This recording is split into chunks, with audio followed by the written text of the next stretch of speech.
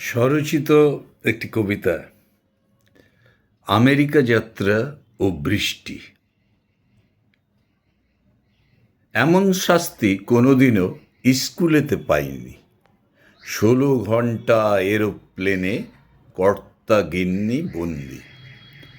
America যাত্রায় আছে কষ্ট, তবু খুশির গীত বাজে। নাতনির কাছে পৌঁছে যাব পরিযায়ী পাখির সাজে। 4 বছরের নাতনি আমার নিষ্পাপ, ফুল বৃষ্টি। দাদু দিদার অপেক্ষায় চোখে শূন্য দৃষ্টি। প্রতিদিনই ভিডিও কলে কথা হয় বটে। যতই বলো দুধের স্বাদ ঘোলে কি ভাই মেটে। বন্ধুদের বৃষ্টি বলে আসছে আমার দাদু দিদা, তোদের সাথে বন্ধ খেলা, কারণ ব্যস্ত থাকবো সদা। প্লেনের সিটে বসে বিস্ময়ে টিভিতে দেখি কত পাহাড়, সাগর, দেশ পার হয় বিমান পাখি। সুন্দরী সব বিমানবালা সদা আপ্যায়নে ব্যস্ত। কত রকম খাবার দেয়, সেবায় তারা তটস্থ। সেবিকা ট্রে ভরা খাবার পরিবেশন করে প্লেনে।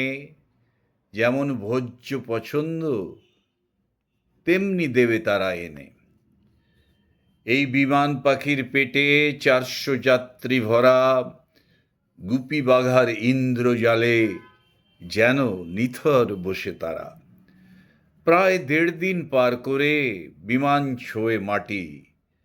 ইমিগ্রেশন সিকিউরিটির পর আমাদের হলো ছুটি।